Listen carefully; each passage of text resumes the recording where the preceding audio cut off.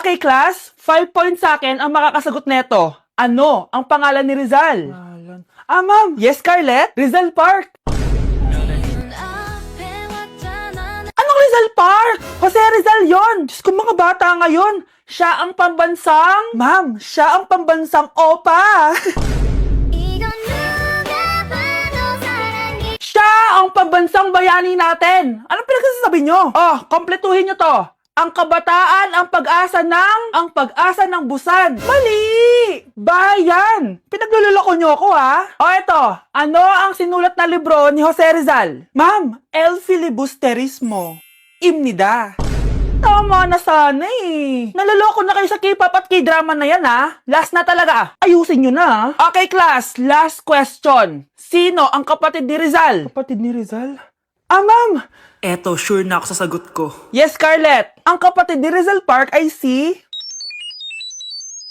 Elise Sandara Park. Wow, Scarlett. Ang ganda naman ng bahay niyo. Pinaghirapan niya ng mga magulang ko, bes. Alam mo, parang ganito din yung bahay namin eh. Kaso mas malaki lang yung amin, tapos may swimming pool. Ganun ba, bes? In fairness, ang laki ng TV niyo oo. 75-inch yan. Pero parang mas malaki yung sa amin. 120-inch kasi yung sa amin. Parang sine na nga eh. Laki nga, bes. Wow! Eto kwarto mo, bes. Ang ganda. O, diba? Ako nag-design neto. Alam mo, bes, yung kwarto ko, may second floor. Tapos may walk-in closet pa. Parang wala kang ganun. O, edi ka na, bes. Anong nangyari dito? Anak, magugas ka na ng plato dito? Ito na po, Nay. Ang dami naman nito. Ay, buti na lang talaga may bida. Wow, bes. Ang syala naman ng dishwashing soap nyo. Eto ba, bes? Alam mo ba, si Coco Martin ang may-ari neto. At siya mismo ang namili at nag-test neto. Talaga ba, bes? Oo naman, bes. Bida kontra sebo to. Oh, diba? Natanggal agad ang sebo. Di tulad na nakasanayan. Bida sa sulit. Dahil konting patak lang, madami ka na mahuhugasan. Bida sa bula. Tignan mo naman, diba? Ang dami. At syempre, bida sa bango. Nakakasyala talaga yung lemon plus calamansi scent. Malinis ang amoy. Ang ganda nga niyan, bes. Pasado talaga sa akin tong gawang Pinoy. Kaya oras na para palitan ang nakasanayan. Dahil nandito na ang bida. Saan naman mabibili yan, bes? Mabibili to sa TikTok Shop at sa Suking Sari Sari Store. Available in 700 ml, 200 ml, and 20 ml. Sobrang mura, di ba? Kaya bida sa bulsa. Bida sa linis. Bida sa buhay. Ay! Impostor? Bakit nandito ka, ha? Walang iya ka? Bakit mo ako ginagaya, ha? Baka nakakalimutan mo. Nanay mo ang sumira ng mukha ko. Ha? Wow! Hoy, Sofia! Tandaan mo! Katulong ka dito, di ba? Huwag kang paupa-upo lang dyan. Ma'am. Kakatapos ko lang po maglinis. Nagpapahinga lang po ako. Talaga sumasagot ka pa sa amo mo, ha? Nay! Ang dumi pa dito, oh! Hindi niya ginagawa ng maayos yung trabaho niya. Walang iya ka? Madumi pa pala dito? At nakuha mo pang magpahinga dyan? Paano nangyari yun? Ma'am, nilinis ko na po yan. Maniwala po kayo. O, eto. Yung mukha ko! Ang sakit! Ayan, pati mukha mo, dudumi na. Umalis ka na dito! Tatanggalin na natin ha. Buti na lang talaga mabilis kang gumaling. O, ayan. Kuhang-kuha yung mukha ng pinapagaya mo. Dok, kamukha ko nga siya. Pinag-ipunan ko talaga to. Nagtataka lang ako. Yung ibang tao, mga artista yung pinapagaya ang mukha. Yung sa'yo parang normal na tao lang yung pinagaya mo. Dok, may kailangan lang akong gawin. Kung ano man yan, mag-ingat ka, ha? Ano? Ikaw si Sofia? Napakawalang ya mo din no?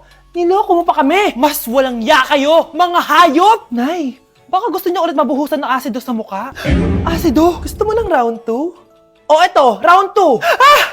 Sige, ibuhos mo! Naka-live ako, Ipakita nyo kung sino talaga kayo! Ano? Alisin mo yan? Ano? Takot na kayo, no? Tignan ko na lang kung hindi kayo masisira sa mga tao. Hindi kami pwede masira.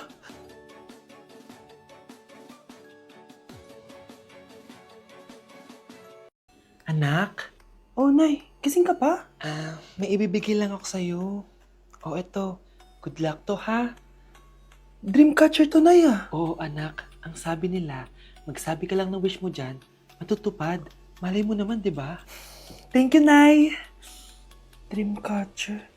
Matry nga to. Sana maging top 1 ako sa klase namin.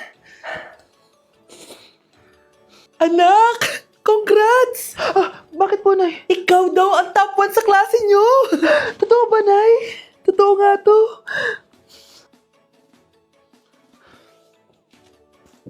O anak, saan ka galing? Nag-apply ako sa trabaho. Ayoko naman maging pabigat sa inyo habang buhay. Sana makabawi na ako sa inyo. Ba't di mo nalang i-wish yan sa Dreamcatcher? Malay mo naman, di ba? Oo nga, no, Nay. Nay! Tanggap na ako sa trabaho! Ang laki pa ng sahod ko! O, di ba? Sabi ko naman sa'yo, anak eh. Deserve mo yan. Nay, sa wakas, makakabawi na rin ako sa inyo. Bes, alam mo, ang yaman mo na. Bakit di ka pa mag-asawa? Hay naku, Bes. Kung may magkakagusto man sa akin, ang gusto ko, mabait at responsable. Parang si Joshua. Naku, Bes. Si Joshua pa. Puro trabaho yan. Hi Scarlett, pwede ba tayong mag-lunch together mamaya? Sure, sige. Siyan ba? Ayun. Yan ay simula na love story nyo, ha? Hay, mahal. Grabe. Natupad na natin yung mga pangarap natin. May anak tayo. May malaki tayong bahay. May maayos tayong trabaho. Hay, sa wakas. Proud ako sa ating dalawa, mahal.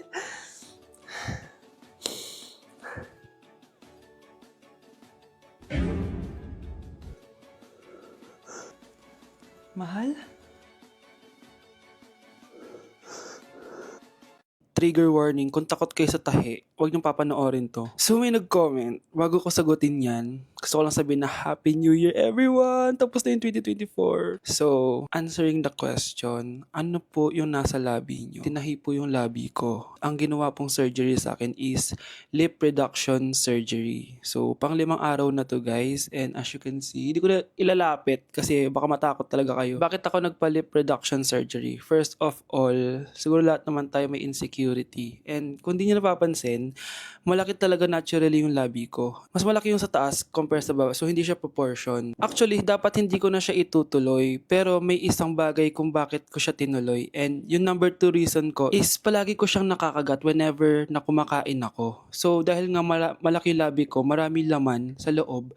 So kapag ngumunguya ako, nakakain ko siya. Ang tendency, hindi nawawala yung singaw ko. And lumalaki yung singaw ko kasi palagi ko siyang nakakagat. Imagine, hindi lang isa, hindi lang dalawa ko siya beses nakakagat, kundi siguro mga 5. Ganun kalala. So, dugong-dugo talaga. Kaya tinuloy ko na rin siya para finally mabawasan na yung laman niya sa loob at sana hindi ko na siya makagat in the future. Pero syempre, para mas maging confident na rin ako sa mga pictures. Kung nagtataka kayo kung bakit after Pasko or December 26 ako nagpa-surgery is yun yung earliest na appointment na pwede yung doctor ko. And yun na yung ginrab ko since kailangan kong gumaling before ako bumalik sa school. Kasi di naman ako pwedeng bumalik sa school na nang ganito yung sitwasyon ng bibig ko. Paano ako magre-report, diba? Ito na atay sinasabi nilang New Year, New Me. So yun lang naman guys. Again, happy New Year. Wishing you all the best in 2025. Babalik na ako sa content ko. Promise, pag gumaling na talaga to. Bye-bye. Oh, ano naman yung ginagawa mo, ha? Imbis na mag-aral ka, kung ano yung ginagawa mo. Anay, uso kasi ito sa TikTok. Akin na nga yan, ako gagawa. Wow, lati na nga siya.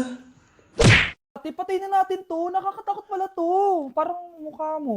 Hala, ano sinasabi mo? Ikaw nga tong nakakatakot yung ugali. Ano bakit? Ikaw nga tong parang hindi pa nakamove on sa pagiging jeje mo. Bakit? Ano ba problema mo? Yung itsura mo, aesthetic ako, ikaw. Ako, jejemon ako. Ikaw. Body yung makeup ko, ikaw. OG look ako. Yung nanay mo nga naging ganito din ikaw. Mamahalin ng bag ko, ikaw. Domokun yung bag ko. Ikaw. Naka-iPhone ako, kaya malinaw ang mga pictures ko. Ikaw. Hala, tatlong camera. Ako, meron akong housing. 3310. Kahit ipukpok mo to sa kokote mo, hindi masisira. Ikaw. Wireless ang earphones ko with noise cancelling pa. Ikaw. Ano yung noise cancellation? Meron din ako niyan. May wire pa. Ikaw. Ito, siguradong wala ka neto. May Apple Watch ako. Touchscreen pa to. Ikaw. May ganun? Ako, meron akong G-Shock, waterproof. Kahit ibabad mo pa to sa... Ganun. Ayaw mo talaga magpatalo, no? Sige, mag-lip sync battle na lang tayo. Basic. Ever. Ay, sorry. Napagastos ka pa tuloy sa pagpapa-hospital sa akin. Ano ka ba, anak? Nawala na nga sa akin yung kuya mo, di ba? Ayoko namang mawala ka din sa akin. Hello po, good morning. Dok, ano po balita? Makakalabas na po ba si Scarlett bukas? Ma'am, may good news po ako. Pwede na po lumabas si Scarlett bukas. Salamat sa Diyos! Hindi na ako magiging pabayang ina. Ayoko na maulit yung nangyari sa kuya mo. Nay, ano pala nangyari kay kuya? Hindi mo pa nakakwento sa akin yun. Ha? Bata pa yung kuya mo, anak, nung nawala ko siya sa palengke. Mare, magkano tong sitaw? 50 na lang sa'yo, Mare. Ang mahal naman, Mare. Pwedeng 20 na lang to. Mga laruan ba yun? Ang ganda nun na. O siya, sige na, kumare naman kita eh. Ayun yung gusto ko sa'yo eh. Tara na, anak. Anak, anong lugar na to? Nasaan yung batang yun? Nasaan na si nanay? Nay! Anak! Ate, may nakita po kayong bata dito? Ay, wala po akong nakita eh. Nasaan na ba yun? Anak! Simula noon, hindi ko na nakita yung kuya mo, Scarlett. Hanggang sa may pumuntang pulis sa bahay natin. Ang sabi nila, patay na daw siya. Grabe naman yung nangyari kay Kuya Nay. Ang lungkot naman po pala nung nangyari sa kuya ni Scarlett. Sige na po, ma'am. Kailangan ko pa pong bisitahin yung mga ibang pasyente. Sige po, Doc. Salamat po. Anak, ang importante, makakauwi ka na bukas. Opo, Nay. Makakapag-thirst trap na ako ulit.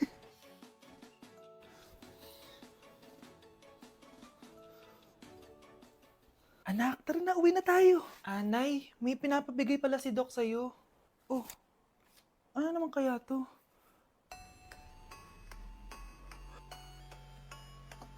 Paano nangyari yun? Doc, bakit ka meron neto, ha? Bakit may picture ka ng nawawala akong anak? Hindi mo ba talaga ako naaalala? Hindi. Sabihin mo sa akin, buhay pa ba ang anak ko? Umalis ka na. Marami pa akong gagawin. Buhay pa ba ang anak ko? Oo! Buhay na buhay ako! Ako ang anak mo na iniwan mo sa palengke dati! Nagtataka ka? Isa na akong trans ngayon. Alam mo, buti na lang may mabait at mayamang pamilyang kumukup sa akin. Kaya maganda yung naging buhay ko. Tignan mo, naging doktor pa ako. Kaya salamat sa'yo at iniwan mo ko. Anak, hinanap kita. Umasa ako na babalik ka. Hindi na importante yan. Ayaw na kita makita at hindi na kita kailangan. Kaya umalis ka na! Hello po. Kamusta po yung pasyente? Dok, si nanay naman yung nagkasakit. Kamusta na siya? Okay naman. Sa iba ko na lang siya ipapaasikaso, ha? Anak? Anak, please! Bakit anak tawag mo sa kanya, Nay? Sure ka ba na habang buhay ka magagalit sa nanay mo? Nakita ko results niya kanina. Anytime, pwede siya mawala. Magpapahangin lang ako. Nasaan na sila? Hello, nurse? Nasaan yung pasyente dito sa room 214? Anak?